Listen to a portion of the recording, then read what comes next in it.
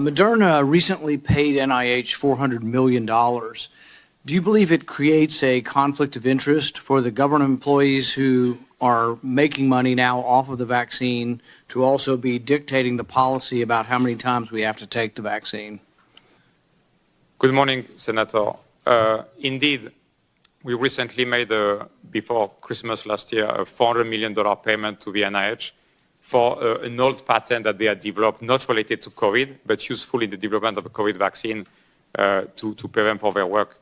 It's for the U.S. government to assess how that money should be used. Do you think it creates a conflict of interest for the same people deciding the policy of how often we have to take the vaccine to also be making money the more times we take the vaccine? Yes or no? This is for the government to decide, Senator. You have no opinion on whether or not it creates a conflict of interest.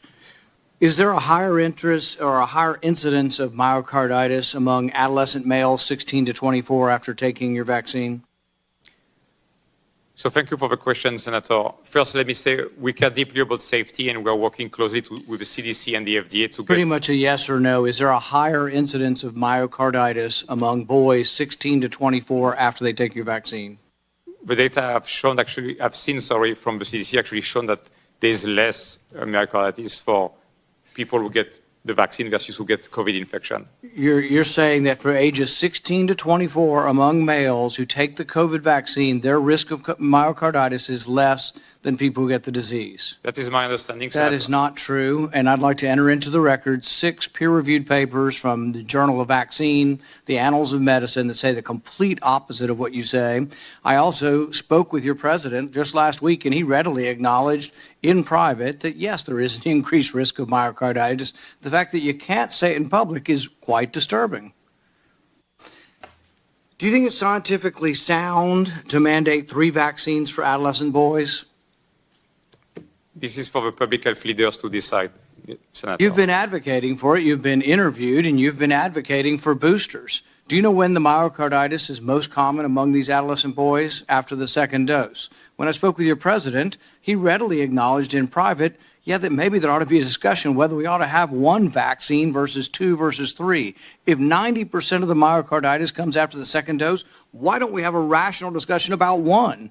Marty Makary, a physician from Johns Hopkins, has said exactly the same thing. It's been discussed, and yet we have this ridiculous notion from the CDC. So the CDC says, and I'll ask you this question. Let's start it as a question. Your 16-year-olds had COVID. Your 16-year-old gets better and now has recovered from COVID. You vaccinate them, and they get myocarditis. Are you going to give them 2 more vaccines? Your child, give them 2 more vaccines? I'm not a clinician. I will have to discuss. You have children. I do. Have you vaccinated your children? I have. How many times? 3 or 4 times. 3 or 4 times. So the CDC recommends this, and, you're obviously someone who's self-interested in the outcome here. But the CDC says that if your 15, 16-year-old gets COVID, recovers, takes a vaccine and gets myocarditis, is hospitalized with elevated heart enzymes, and is very sick, the CDC says as soon as he gets better, vaccinate him again. You know how many American parents think that that's a rational, reasonable thing to do? Do you know how many countries don't do this for children? Sweden doesn't offer the vaccine for kids under 12 unless they're at risk for severe disease. And I agree with that. I'm not saying never on any of this. I think it's a very reasonable position to say kids at risk or have some diseases that there may be a reason for vaccinating some children. Finland doesn't recommend it for under 12 months. Norway also. England as well. France, Poland, Germany, Switzerland, and all vaccinate 12 and up. So we got half the world who have looked at these studies.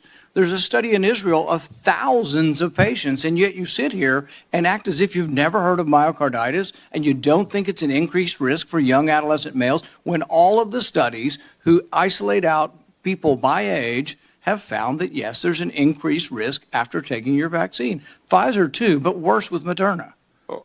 There's an increased risk, Senator. I was comparing it to somebody who gets COVID. Well, that's also not true either. But there's an increased risk of getting it. But even when they compare it to the disease, there are many papers out there that do show that there's more of a risk of myocarditis after vaccination.